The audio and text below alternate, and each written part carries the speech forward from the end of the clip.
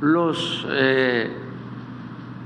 pagos de impuestos que condonó Fox a los grandes contribuyentes. Imagínense, Instituto de la Transparencia, que su primera decisión es mantener en secreto las listas de los grandes empresarios banqueros a los que se les condonó impuestos, y así muchas otras cosas. Ojalá y hacia adelante se haga una revisión de todos estos organismos.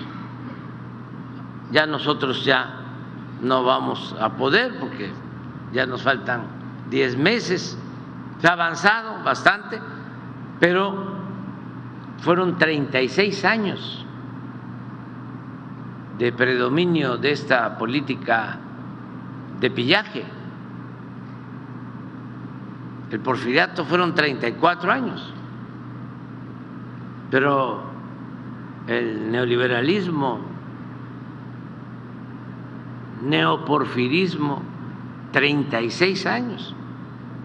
Entonces todavía falta seguir limpiando. Ahí está el caso del Poder Judicial, quedó intacto con las mismas prácticas de corrupción de siempre. Antes de que yo termine, eso sí, voy a enviar una iniciativa de reforma a la Constitución para que los jueces, magistrados, ministros sean electos por el pueblo. Eso sí no lo voy a dejar pasar. Así como se elige a los presidentes municipales, a los gobernadores, a los diputados federales, a los senadores, al presidente de la República, así también debe de elegirse a los jueces, magistrados y ministros. Son muy importantes porque a presuntos delincuentes se les deja en libertad. Ahora, por ejemplo,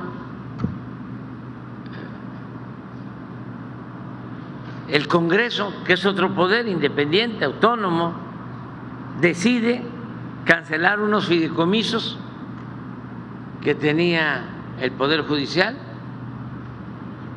para garantizar privilegios a los altos funcionarios del Poder Judicial, sueldos de 700,000 pesos mensuales y otras prebendas. Y resulta que se cancelan los fideicomisos porque el Poder Legislativo tiene facultades para ello, y se hace un llamado de que se utilicen esos 15,000 millones de pesos para los damnificados de Acapulco. Me responde la presidenta de la Suprema Corte de Justicia diciéndome que sí, pero al mismo tiempo empiezan a interponer amparos los mismos jueces del Poder Judicial, una lluvia de amparos, y se convierten en jueces y partes y no quieren entregar los 15,000 millones de pesos.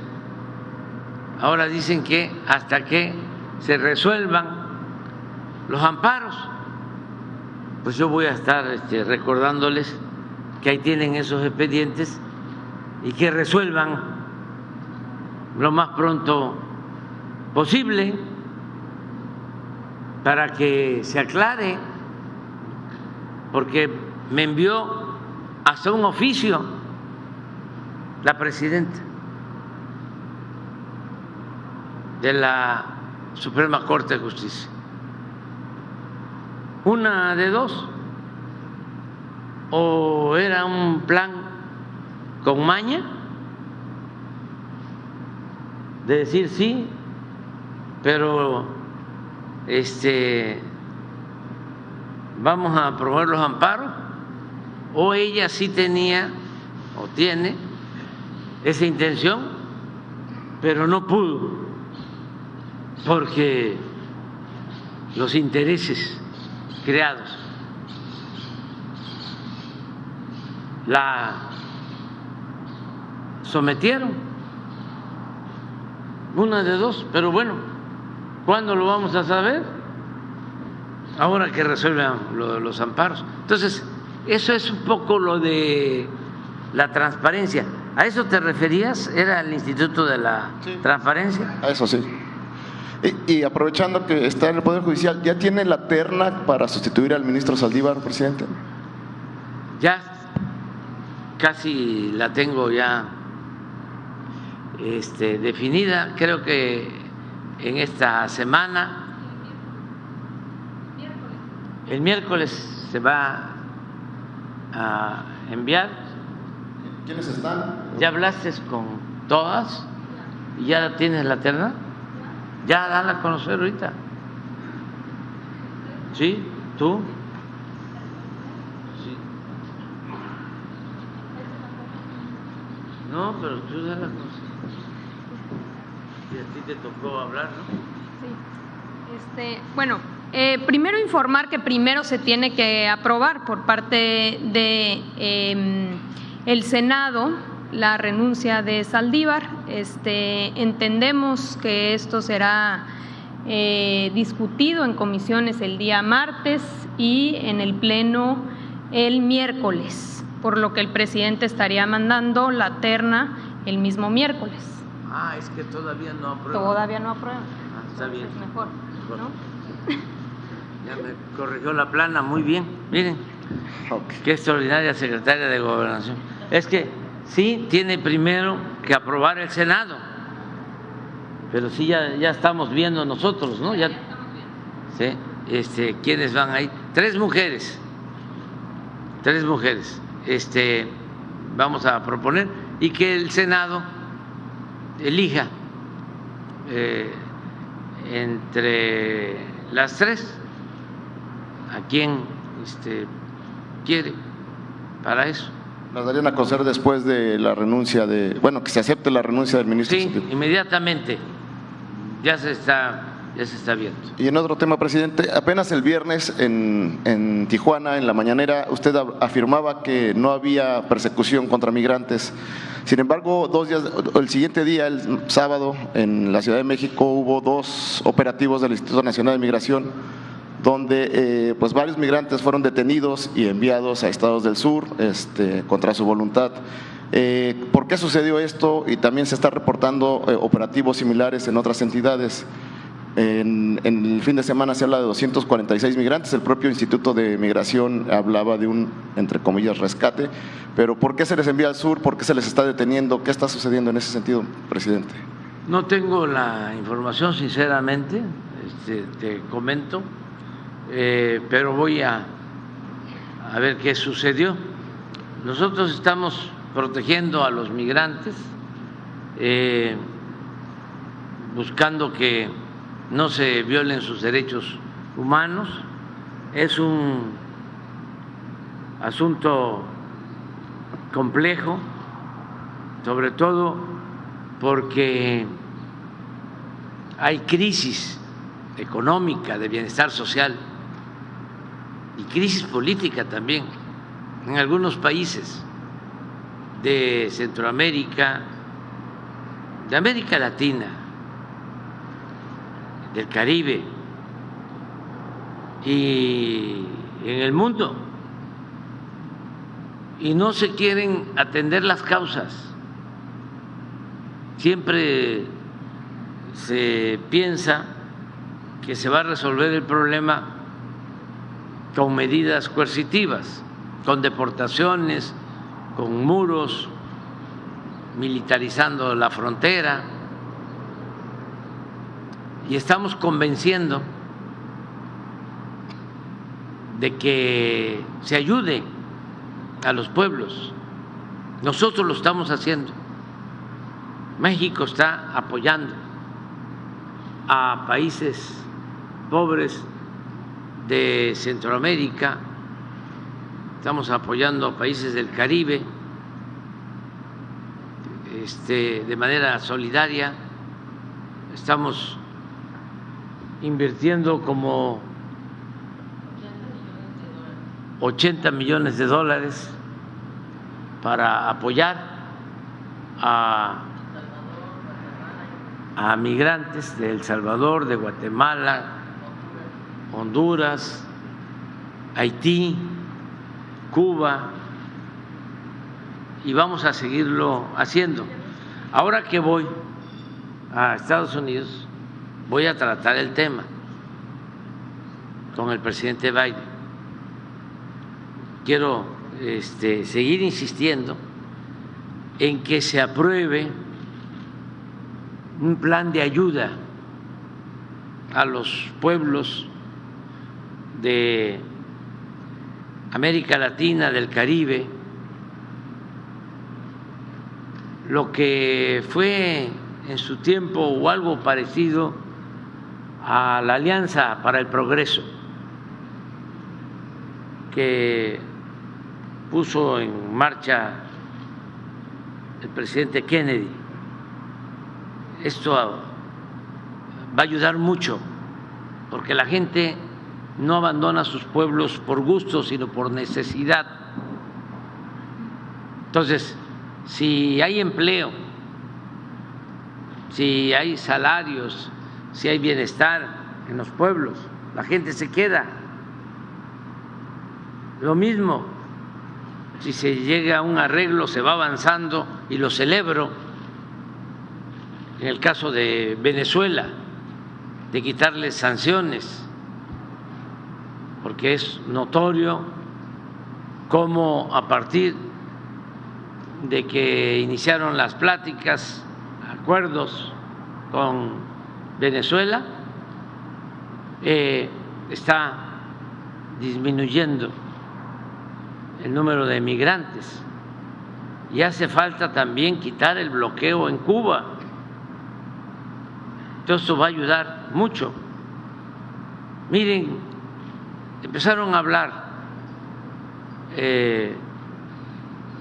con Venezuela, un diálogo entre el gobierno de Estados Unidos y el gobierno de Venezuela, y ahora van a ver el resultado. ¿Por qué no, Alicia, presentas la lámina de cómo han bajado los migrantes venezolanos en los últimos tiempos?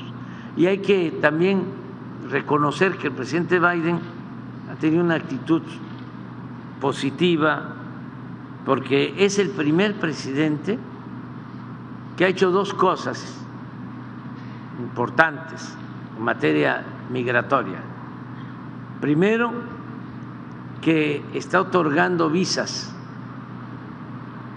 de trabajo y visas humanitarias como nunca se había hecho en Estados Unidos. Y segundo, es el único presidente que no ha aceptado construir muro.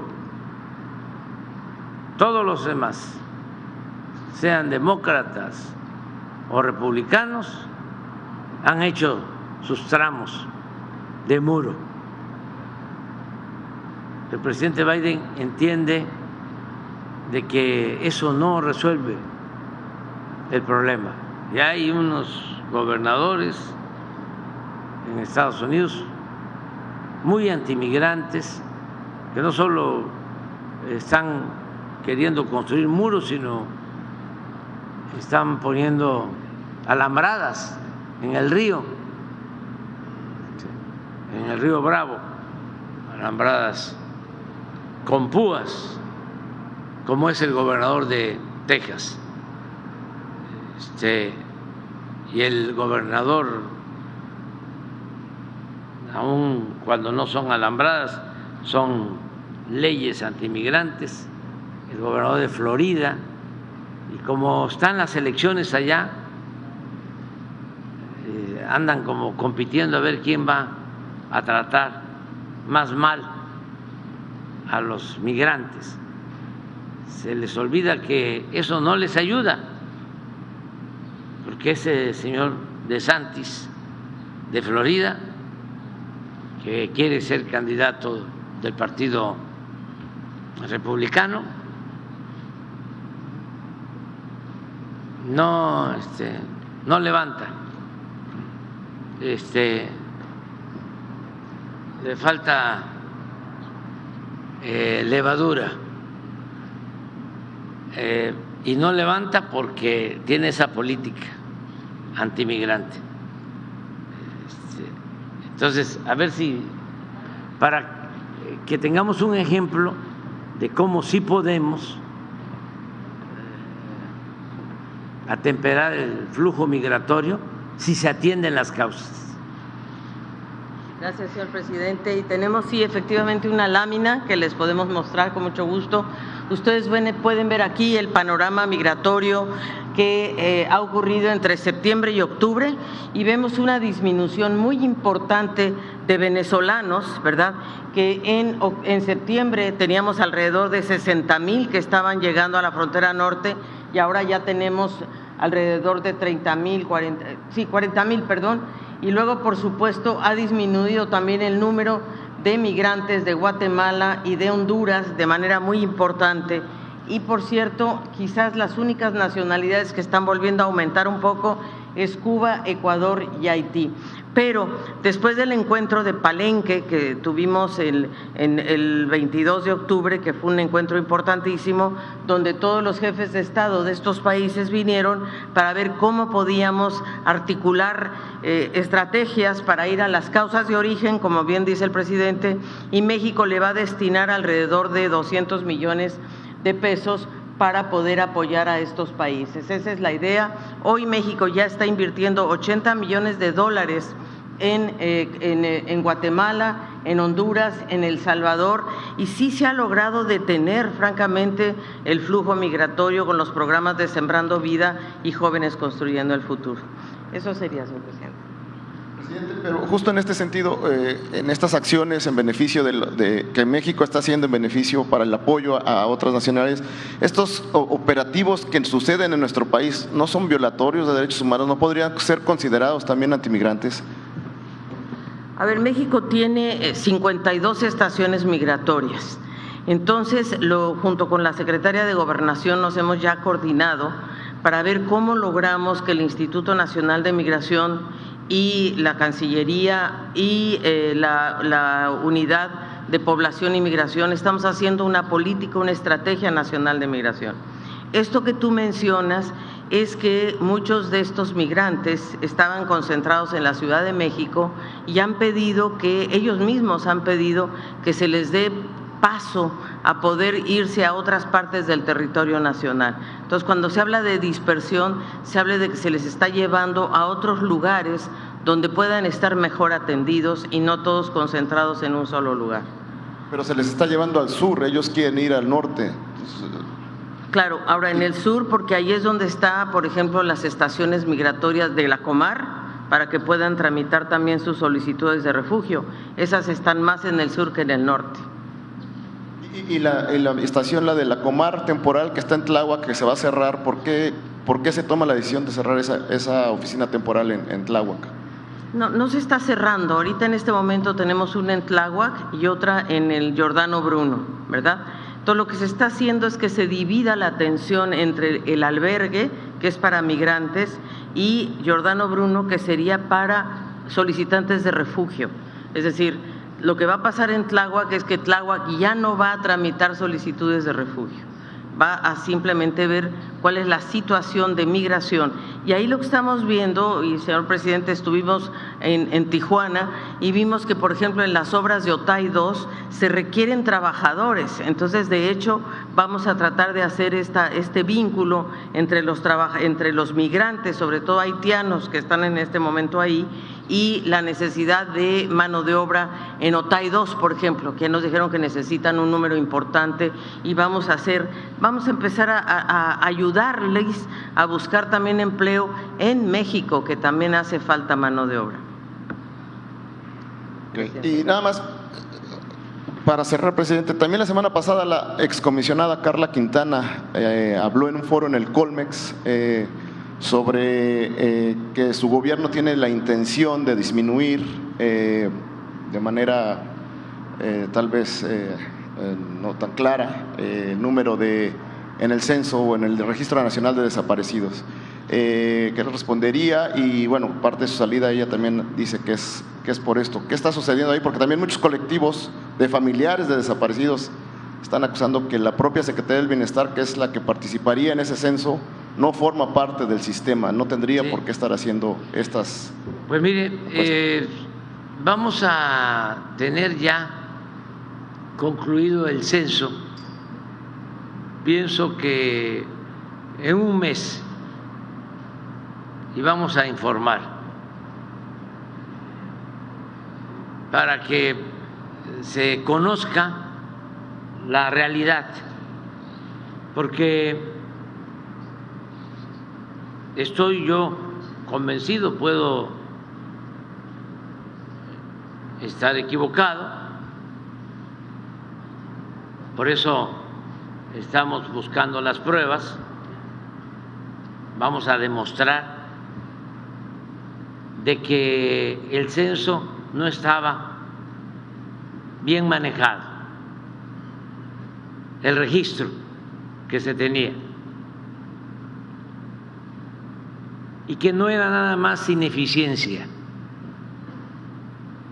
sino había una intención de afectar al gobierno que represento. Así de claro, ya ven que no me gusta andarme con rodeos.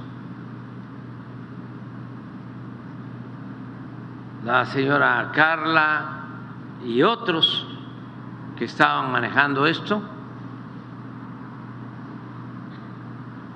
forman parte de una organización supuestamente independiente, pero les puedo garantizar que de derecha.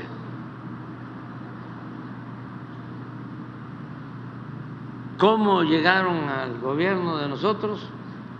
¿Quién sabe? Pero todo eso lo vamos a aclarar, porque no es nada más el que hayan alterado los padrones de desaparecidos. Para que tengan una idea,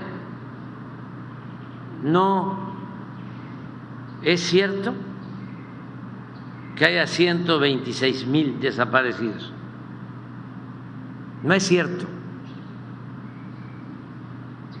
Y lo vamos a probar. Porque hemos hecho un censo casa por casa y los desaparecidos se han encontrado. Y de manera muy responsable, de mala fe, salían a decir de que habían 120,000 desaparecidos. Y desde luego entrevistas con Carmen Aristegui y el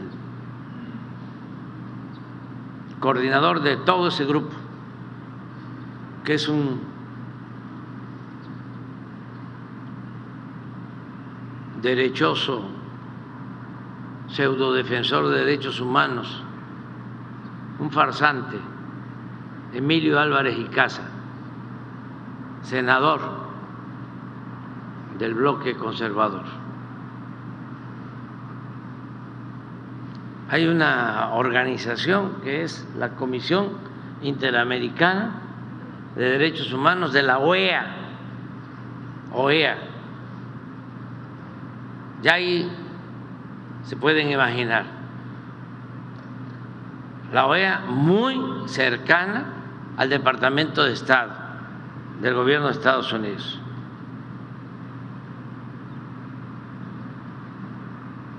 Estamos haciendo la investigación porque vamos a informar sobre la realidad. Lo mismo en el caso de Ayotzinapa.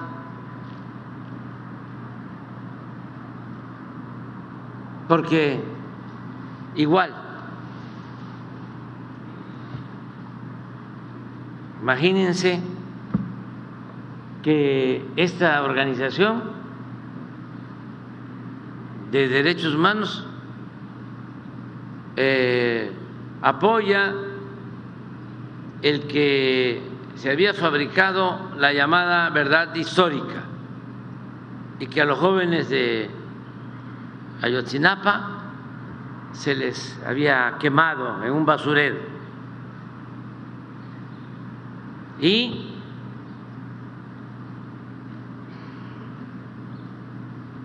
se acepta de que eso era falso, evidentemente falso. Y desde entonces, desde que se da a conocer la llamada verdad histórica, se hace responsable el procurador Murillo Karam.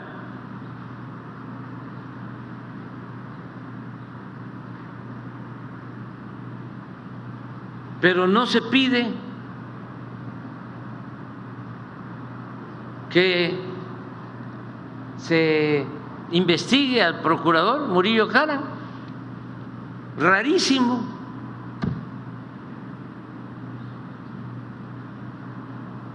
Ni los de la Comisión Interamericana de Derechos Humanos, ni los supuestos defensores de derechos humanos, el PRO, otras organizaciones no gubernamentales, los mismos abogados de los papás de los muchachos, nadie. Y cuando, por suerte, porque estoy comprometido a que se conozca la verdad y que haya justicia, presiono para que tengamos resultados, me pasan la lista y aparece Murillo Karam como responsable. Como es de dominio público, pero además él mismo declaró que él era el responsable de la investigación. Él con el señor Cerón, que está allá protegido en Israel. Resulta que se inician los trámites para solicitar órdenes de aprehensión contra Murillo Karam y se produce una rebelión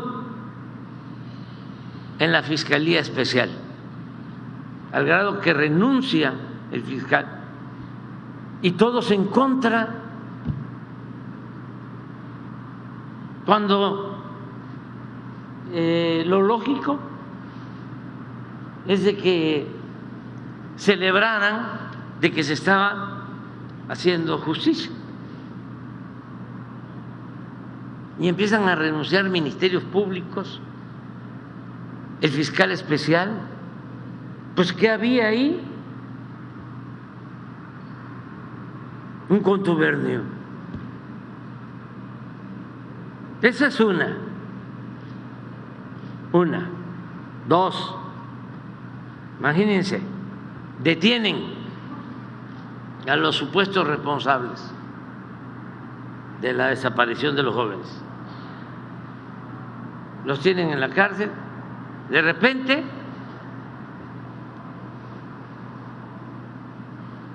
los liberan. Algunos que no tenían responsabilidad, pero otros sí, que habían participado. Y los liberan con el argumento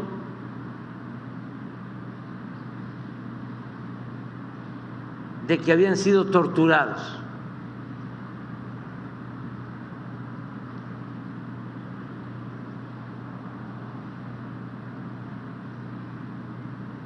Argumento, prueba, excusa de tortura.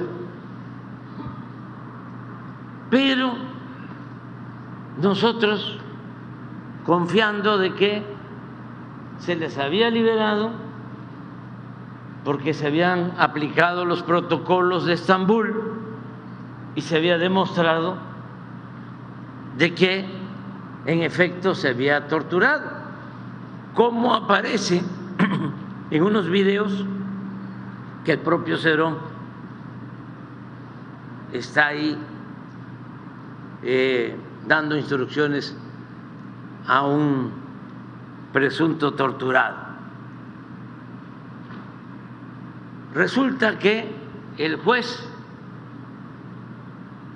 le pide al Ministerio Público que presente las pruebas sobre tortura y le da 10 días al Ministerio Público. ¿Así fue o no? El Ministerio Público le pide una ampliación de plazo porque no había nada, no hicieron la investigación, no probaron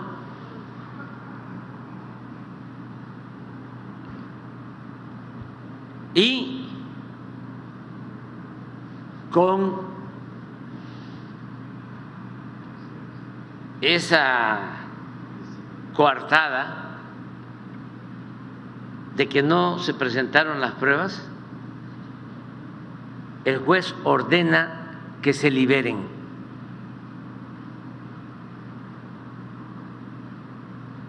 Pero luego, ya en la investigación que estamos haciendo nosotros, ya sabemos de que sí participaron.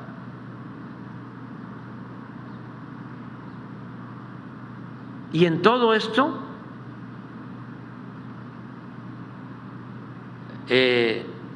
estuvieron involucrados los de la Comisión Interamericana de Derechos Humanos y todo este grupo que está interrelacionado con el caso de desaparecidos y el caso Ayotzinapa. Y ahora, porque es un grupo contrario a nosotros, están en una abierta campaña, nada más que se equivocan, porque nosotros no somos simuladores y siempre actuamos con apego a la verdad y vamos a informar de todo. He estado escuchando, hasta presentó la señora Carla un libro sobre el tema y ya le vamos a demostrar de que cuando menos actuó de manera irresponsable, de mala fe. No, nada más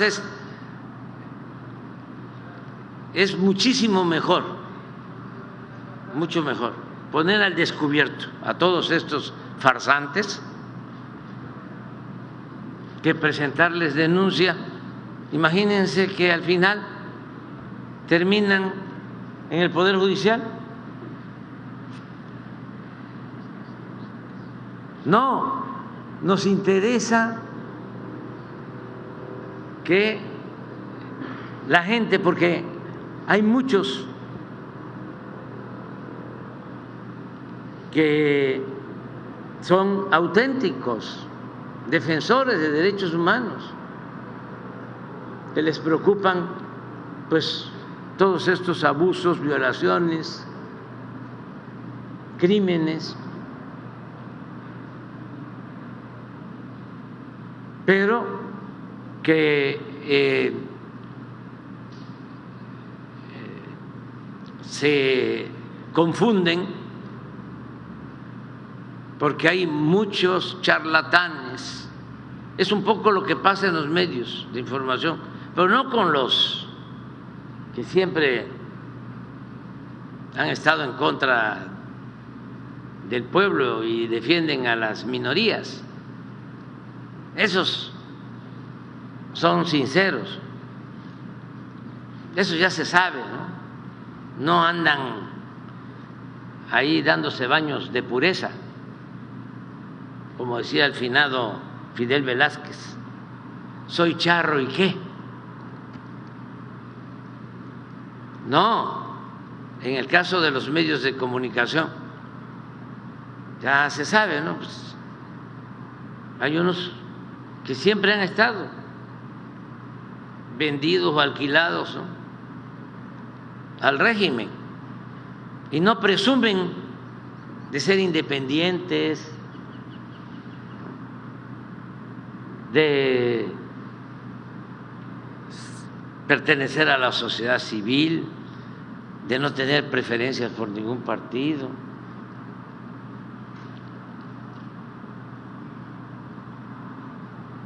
Son como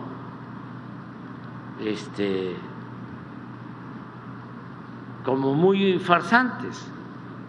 Yo siempre recuerdo lo que una vez me platicó el doctor Nava en San Luis Potosí.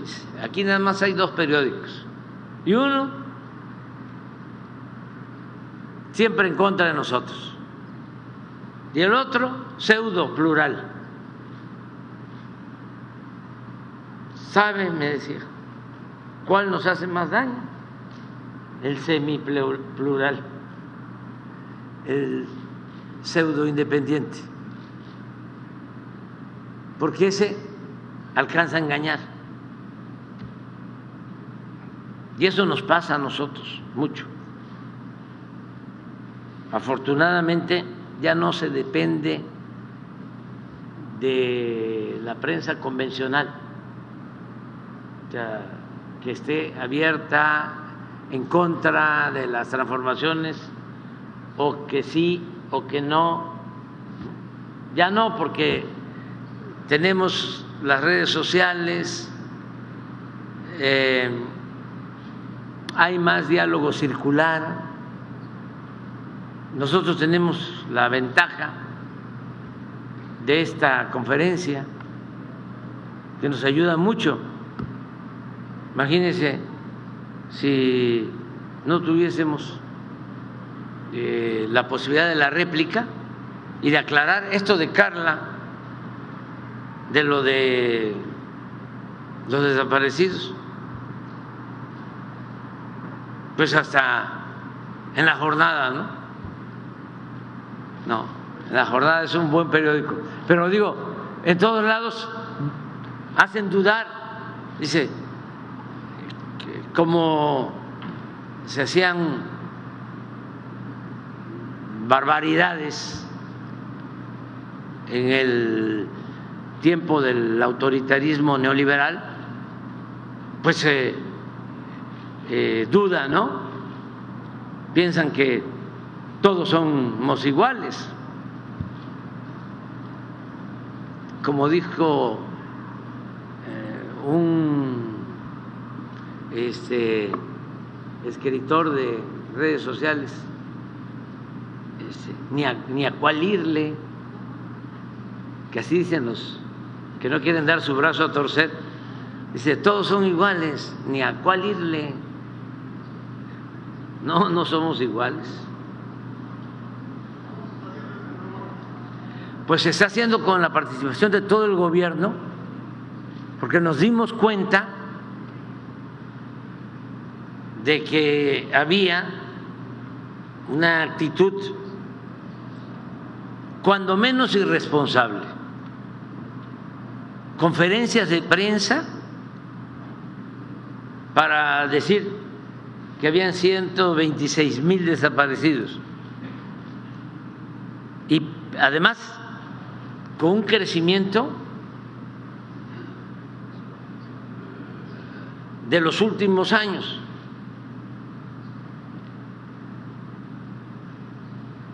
Si yo no soy Calderón, nosotros no reprimimos, no se ordena la desaparición de nadie, no hay impunidad, no hay tortura, no hay masacres. Pero estos, con el propósito, a lo mejor algunos ni sabían en qué estaban metidos, pero sí arriba hay gente interesada, no solo en demostrar de que somos iguales, sino en socavar las instituciones, debilitar nuestro movimiento para poder ellos mandar. Y no solo aquí, se fabrican esos planes, también en el extranjero. ¿No ven ahora pues cómo Fox y Calderón con Vargas Llosa y otros expresidentes de derecha apoyan a Milei?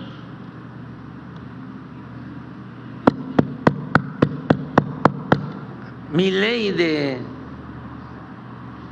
Argentina, facho.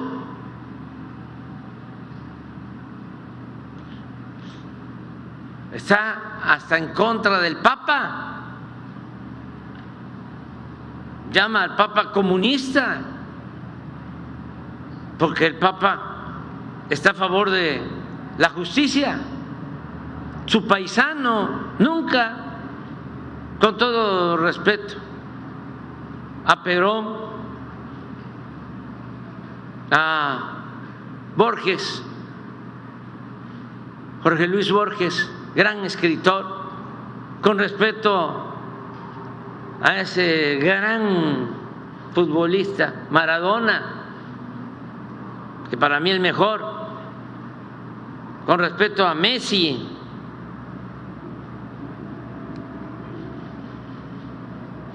fenómeno. Bueno, ninguno como Francisco, ningún argentino como Francisco. Y este facho, ultra conservador, se le lanza, ¿no? Porque el Papa Francisco es de los papas en la historia de la Iglesia más consecuentes que ha habido, más apegado a la doctrina cristiana del amor al prójimo y de la defensa de los pobres. Pero ahí está Calderón y Fox apoyándolos. O sea, no es nada más lo de México. Hay una internacional del conservadurismo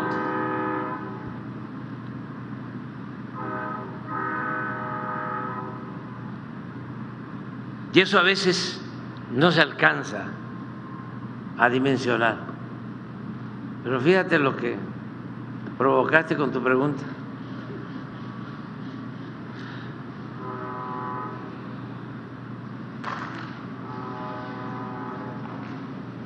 Gracias, presidente.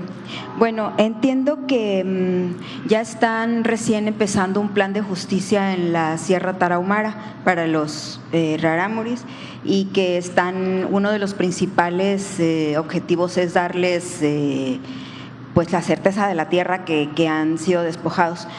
Usted ahorita hablaba del exterminio que sufrieron los yaquis y en el caso de los rarámuris ahorita están sufriendo justamente prácticamente, no sé si sea muy exagerado, pero un exterminio, los están sacando de sus tierras, las familias están teniendo que irse desplazadas, no solo porque no tienen la certeza de la tierra, los están desplazando, sino porque tienen el problema de la tala y de empresarios y de otros grupos que están queriendo utilizar esa región. No sé si tiene usted un avance en este sentido de si se podrá lograr darles la certeza de la tierra. Ahí está elegido, ¿cómo se llama? Ay, permítame. Particularmente ahorita, elegido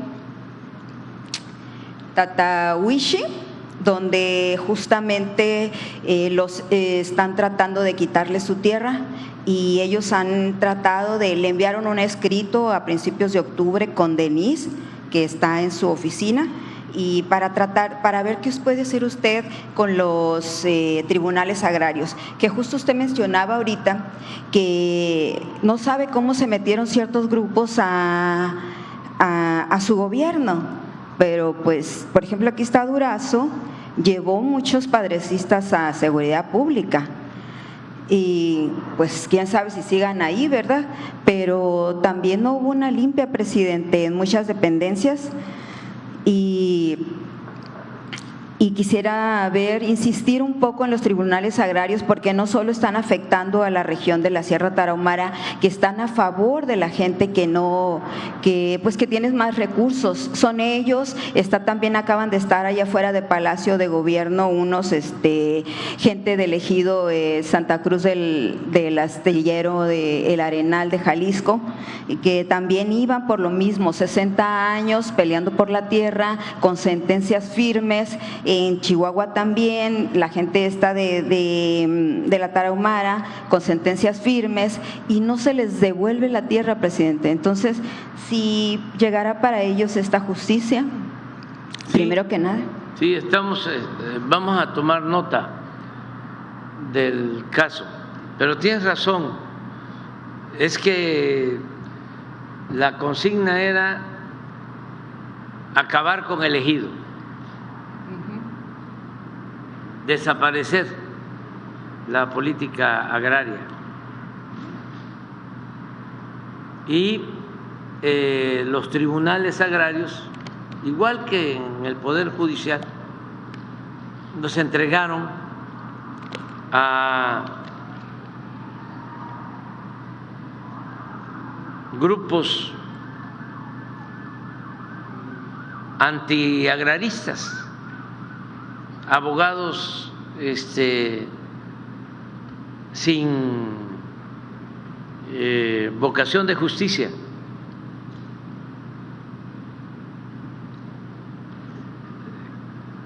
Prácticamente desapareció el derecho agrario, querían desaparecer el derecho laboral, el derecho constitucional, todo lo que querían que predominara era el derecho o la vía mercantil, lo penal, lo fiscal, era lo de moda. Entonces, no les importaban los tribunales agrarios y los fueron entregando, ¿sí?, como moneda de cambio para los acuerdos arriba y formar el PRIAN. Diego Fernández de Ceballos y todos ellos eran los que repartían todos esos cargos. Y lo mismo en el Poder Judicial, también con honrosas excepciones. No se puede generalizar, pero eran cargos. Yo tengo todavía que decidir sobre 80 magistrados. ¿Cuántos? 80. Porque crearon aparatos. Era un gobierno que le costaba mucho al pueblo, porque todo el presupuesto se quedaba en el mismo gobierno. El gobierno estaba ensimismado. Entonces, el presupuesto lo consumía el gobierno, el aparato oneroso de gobierno. Y por eso no se le daba nada al pueblo. Era un gobierno mantenido y bueno para nada. Y ¿por qué no nombramos los 80? Porque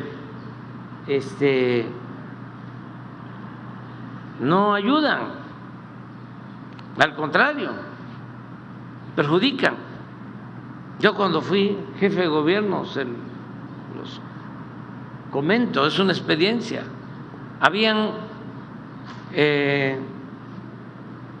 los vigilantes, supervisores, tienen un nombre, los de vía pública, inspectores de vía pública, con su credencial, como 80, 100, 200, no sé cuántos. Ya hasta se me olvidó, porque ya después del COVID se me olvidan bastantes cosas, algunas no. Y eran extorsionadores, que a ver si tienes extinguidor, a ver tu salida de emergencia, a ver el agua que estás utilizando en la cocina, a ver si traen sus equipos los cocineros, a ver si esto, a ver si lo otro. Pues nadie pasaba el examen, ¿no? Y entonces tenía que pagar la extorsión, el moche. Para eso era, básicamente, porque había una señora, además que la estimo mucho, famosa, no voy a decir su nombre, tenía un restaurante, también para decirlo amablemente, con una salida de emergencia, pero era una puerta pintada, o sea, no había salida de emergencia, además era recuadro, salida de emergencia. Ya le mandamos a decir y ya lo resolvió, su salida de emergencia. Pero ¿qué pasa con los inspectores? ¿Qué hicimos? Espérennos, vénganse a las oficinas centrales, quédense aquí, nada más chequen tarjeta, porque era mejor. Y a algunos pues no les gustaba y fueron renunciando. Pues es un poco eso, lo de los tribunales, y falta muchísimo trabajo, hay que seguir limpiando, no terminamos. de limpiar. Empezamos a limpiar de arriba para abajo, como se barren las escaleras, pero falta. Quien me va a sustituir va a tener ese trabajo. O sea, digo, es de los pendientes seguir limpiando, pero vamos a tomar en cuenta todo esto, porque sí estamos resolviendo muchos casos. Quedó pendiente un informe de ver cómo se ha batido ahí la corrupción. Sí, vamos a buscar la forma. Estamos resolviendo casos en Oaxaca, estamos resolviendo casos en Nayarit, en Jalisco, en Chihuahua, desde luego aquí en Sonora. ¿Por qué voy con los yaquis? Porque con el apoyo del gobierno del Estado se echó a andar un programa integral, programa de justicia al pueblo yaqui, y se les restituyeron, creo que 32,000 hectáreas. Eso ni pensado que en los gobiernos neoliberales lo hubiesen hecho, pero sí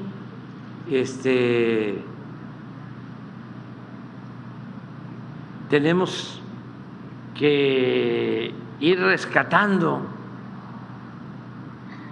a Pemex, seguir rescatando a Pemex, seguir rescatando a la Comisión Federal de Electricidad, porque querían eliminar a estas empresas públicas. Bueno, lo del ejido, reformaron el artículo 27, Salinas, para poner las tierras ejidales al mercado, y Calderón quería desaparecer por completo al ejido.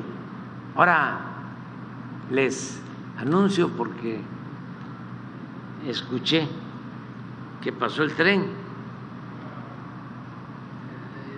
ya vamos a dejar el decreto para el regreso de los trenes de pasajeros. Antes de terminar este 20 de noviembre voy a firmar ya el decreto. Vamos a recuperar más de 20,000 kilómetros de vías férreas.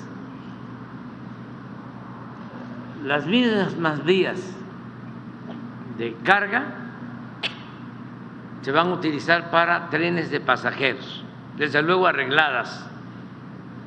Se le va a dar preferencia a los que tienen ahora la concesión de la carga, se les va a dar un tiempo para que resuelvan si ellos van a invertir y comprar los trenes de pasajeros. Si a ellos no les importa, entonces ya lo hace directo el Estado, como el Tren Maya y como el Tren del Istmo. Pero lo que queremos es que haya tren desde México hasta Nogales. Ya no voy a poder yo construir las nuevas vías o llevar a cabo el mejoramiento de las vías, la compra de los trenes. Eso va a quedar para el nuevo gobierno, pero sí voy a dejar ya legalizado, es decir, garantizado el derecho para que la nación pueda recuperar los trenes de pasajeros. Presidente, mi segunda pregunta, si me lo permite, quisiera cedérsela a Mario Luna, que es de una radio indígena que está aquí. Sí. Sí.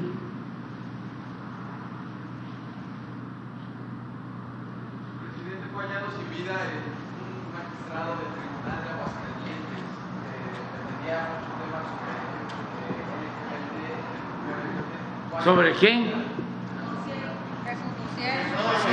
Sí. Fue hallado sin vida, presidente, el magistrado electoral de Aguascalientes. Ganó muchos litigios en derechos políticos electorales de la comunidad LGBT. Se reportó hace rato. ¿Qué informe tiene, presidente?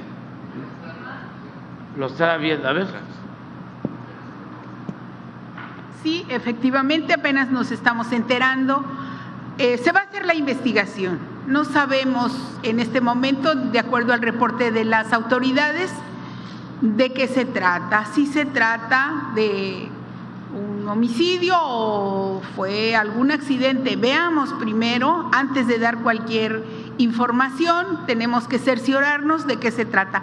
Ya están las autoridades de Aguascalientes, en primer lugar, viendo cómo fue el caso. Pero vamos a estar, presidente, si así lo instruye, pendientes de cualquier información. Gracias, presidente. Mi nombre es Mario Luna, soy director de Namacasia Radio de Bicam, de la tribu Yaqui. Antes que nada, felicitarlo por su cumpleaños.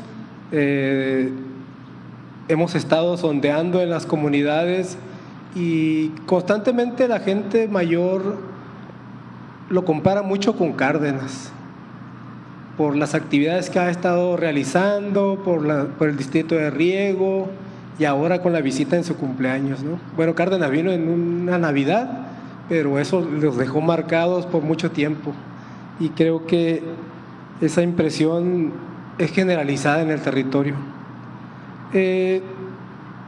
También me da mucho gusto que haya usted hecho una narrativa sobre las afectaciones que ha sufrido históricamente el pueblo yaqui. Nosotros somos descendientes justamente de esos sobrevivientes, pero quisiera decir que me hubiera gustado decir que somos solo eso, sobrevivientes de esa generación. La verdad es que las agresiones siguen.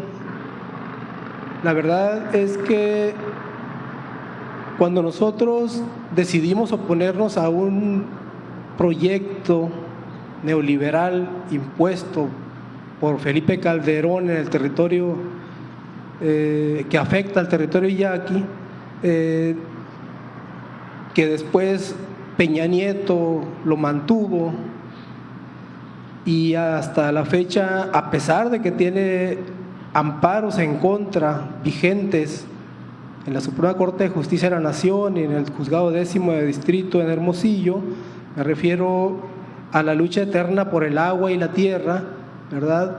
El acueducto Independencia. En alguna ocasión, justo el 28 de septiembre, en su visita a Bicampueblo, el ingeniero Cárdenas le recordaba pues que había pendientes de justicia y uno de ellos era el acueducto Independencia. Es una obra que no tiene manifiesto de impacto ambiental, presidente, y que está violando el Estado de Derecho continuamente, ¿no? Porque está violentando amparos. Y viene a colación porque hace unos días el señor gobernador aquí presente, Durazo, nos hacía una propuesta, o hizo una propuesta a la comunidad sonorense, en el sentido de que ese acueducto se podía dejar de utilizar y tenerlo solo como medida de emergencia en algún momento. Y hablaba él de opciones como construir otras obras hidráulicas arriba del río Sonora. Eso me llama la atención porque en algún momento se manejó como si fuera el acueducto Independencia, como si Hermosillo dependiera del agua del acueducto Independencia, pues, ¿no? Y no es cierto, pues.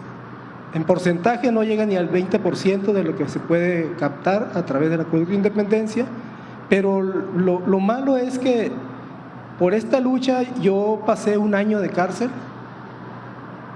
Me fabricaron delitos, el innombrable Guillermo Padres, nunca me pudieron comprobar nada, pero bueno, me detuvieron inactivo un año, 11 días, y eso la verdad que sí me deja un mal sabor de boca, porque hay muy buenos comentarios en el territorio yaqui sobre su trabajo, sobre la indiscutible bonanza que hay en cuanto a las obras de infraestructura, el hospital que se empezó a construir ahora que anunció usted que venía, lo empezaron a construir, ¿no?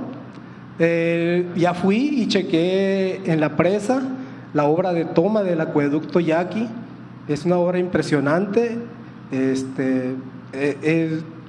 Históricamente no habíamos tenido agua potable, es la oportunidad única que tenemos tal vez de hacerlo, pero sí me deja ese mal sabor de boca que quede ese cabo suelto, bueno, del acueducto Independencia, porque puede suceder lo mismo que sucedió con Cárdenas, cuando Cárdenas no terminó de deslindar y amojonar el territorio que había restituido el territorio yaqui, pues el siguiente presidente que entró pues le empezó a dar reversa a todo, pues, ¿no? Entonces pudiera suceder otra vez lo mismo en caso de que no continuara el proceso que ustedes llevan, pues también. Entonces sí quería comentarle esta situación porque bueno, ya lo está retomando el doctor Durazo y sería importante darle un análisis también a este tema del acueducto, porque bueno, se decretó más agua para la tribu, ¿verdad? Cantidades importantes y volúmenes importantes de agua, pero bueno, habría que hacer llegar más agua a esta parte del territorio. En este momento está en un 30% la presa, la que está aquí en el Oviachi, las otras dos arriba tienen un 51% y pues habría que soltar más agua para acá para poder darle el agua que se decretó a la tribu yaqui, ¿no? Gracias. Muy bien, pues lo vemos. Yo le encargo a Alfonso que platique con ustedes y en la mejor disposición de resolverlo, de que, como dices tú, no quede cabo suelto, de buscar la forma de atenderlo. Ya nos vamos, ya es machaca, y también se está avanzando en el plan de justicia Mayo y con los ERIs también tenemos compromisos. Yo voy a regresar por la tarde, vamos a estar aquí en Obregón de nuevo para hacer la evaluación sobre el avance en caminos.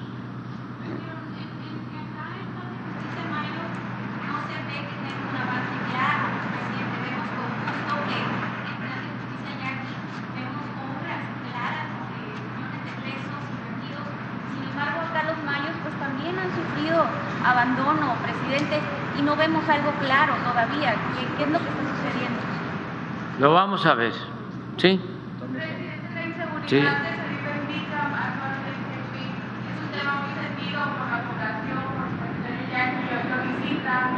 En los últimos meses hemos visto cómo los ciudadanos pues han estado más en redes sociales informando sobre los acontecimientos que se están suscitando en este lugar. Y además las búsquedas de los colectivos que han encontrado varias osamentas, los desaparecidos, homicidios y pues un toque de queda que se vive en este lugar.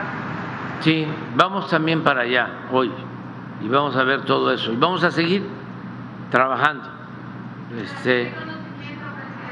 Sí, miren, conozco, como les comentaba, Obregón y Cajeme y los 72 municipios de Sonora, los conozco todos.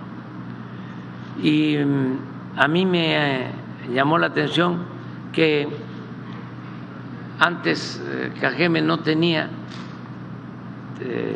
y Sonora en general, tanto problema de inseguridad, pero se descontroló, sobre todo aquí. Obregón y Cajeme, y ahora se está haciendo un esfuerzo, se está trabajando de manera coordinada, es notorio el avance con la llegada de Alfonso, tenemos muchos elementos del Ejército, de la Marina, de la Guardia Nacional. Ya se vio cuántas nuevas instalaciones, cuarteles de la Guardia Nacional, creo que 21 cuarteles nuevos, y vamos a seguir garantizando la paz, la tranquilidad. O sea, no vamos a dejar solo a Sonora y vamos a seguir apoyando al gobernador. Ahorita lo mencionaban en el informe, pero van a llegar más elementos, los habitantes están solicitando sí, miren, mayor seguridad. miren, sí, van a llegar más elementos. Ha hecho un esfuerzo el gobernador muy importante. El que se les haya aumentado los sueldos a los policías que ganaban muy poco, el que se esté profesionalizando a la policía municipal, estatal, y el número de elementos federales, en el caso de Sonora, tanto de la Guardia como Marina como Defensa, es mayor al número de elementos de todas las policías municipales y de la policía estatal. O sea, esto yo creo que deja de manifiesto que estamos apoyando a Sonora y vamos a seguir apoyando a Sonora. No sé si, por ejemplo, el general, aunque no es el sur, pero es una zona que también se nos complicó en Sonora, así como Cajeme, que en los últimos tiempos creció mucho el número de homicidios y ya afortunadamente estamos controlando esta situación. Ahora Alfonso, miren, todos los días, de lunes a viernes, de 6 a 7 de la mañana en el Palacio Nacional, nos reunimos. Secretaria de Gobernación, secretaria de Seguridad Pública, secretario de la Defensa, secretario de Marina. Nos reunimos, también nos acompaña el comandante de la Guardia Nacional, otros servidores públicos, para ver el tema migratorio, por ejemplo, la secretaria Alicia Bárcena, todos. Y recibimos todos los días el reporte, el parte de lo sucedido en el país, todos los días, de 6 a 7 de la mañana. Eso lo hicimos hoy aquí.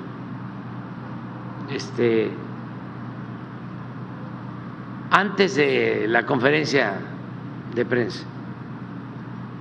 Eso mismo se hace en los estados, lo hacen los gobernadores, pero hay gobernadoras, gobernadores, no muchos, sobre todo gobernadores. Las gobernadoras son más responsables, pero hay algunos gobernadores, aprovecho de una vez, ya ellos saben de que no asisten a las reuniones de seguridad en los estados. El promedio de asistencia de Alfonso todos los días a la mesa de seguridad es de arriba del 90%. A ver, ¿por qué no?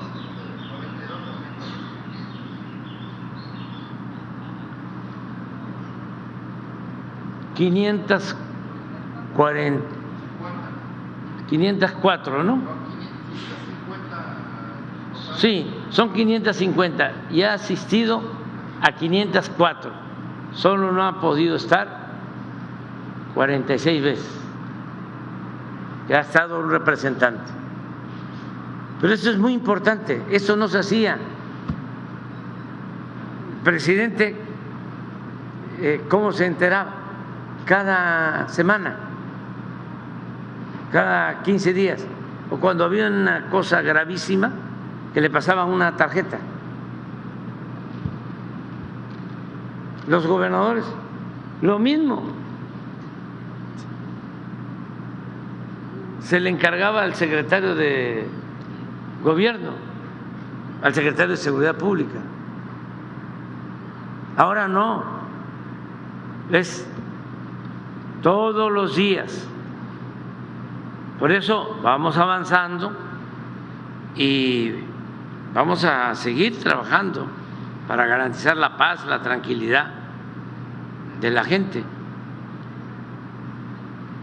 Y ahora sí ya, la machaca y la coyota.